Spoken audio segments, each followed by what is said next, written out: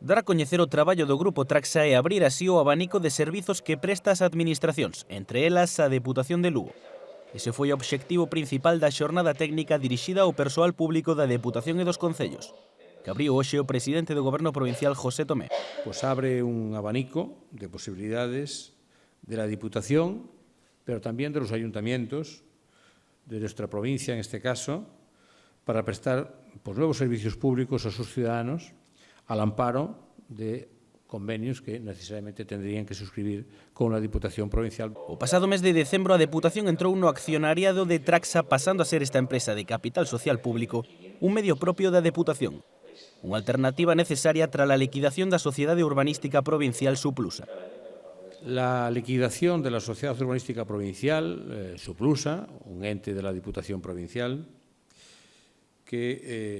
cuya disolución fue acordada por unanimidad por el Pleno de la Corporación, nos obligaba a buscar una alternativa para la prestación de servicios y para el mantenimiento de los puestos de trabajo en las mismas condiciones laborales y salariales que tenían los trabajadores de Suplusa.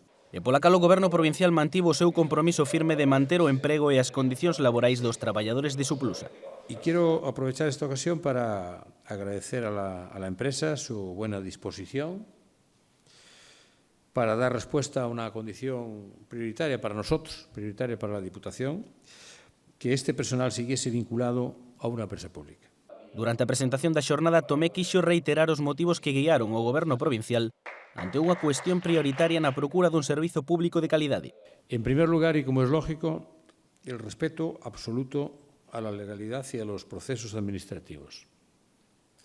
Como ya he dicho, la decisión se tomó al amparo de lo que dicta la legislación vigente y contó con todos los informes técnicos favorables. A Deputación de Lugo será unha das 27 institucións provinciais e a terceira en Galicia que poida facer uso dos servicios de Traxa e da súa filial Traxatec como medio propio. Traballos vencellados principalmente a xardinería, pero que tamén atenderán a outras materias como as obras en estradas ou actuacións medioambientais.